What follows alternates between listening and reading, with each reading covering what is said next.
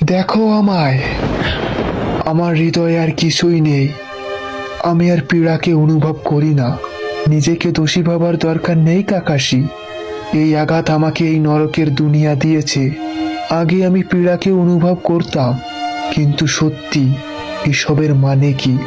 এজন্য আমি সব পরিত্যাগ করেছি। কিন্তু তুমি এখনো সেই কষ্টকে সহ্য করে চলেছ, ঋণের কবরে।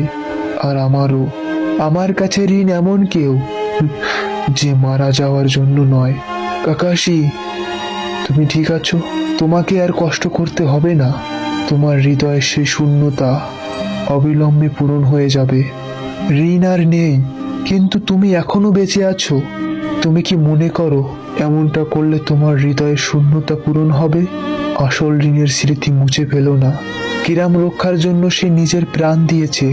তুমি তোমার সবটা দিয়ে চেষ্টা করতে পারো, কিন্তু তোমার হৃদয়ের সেই ক্ষত কখনোই মন থেকে মুছে ফেলতে পারবে না।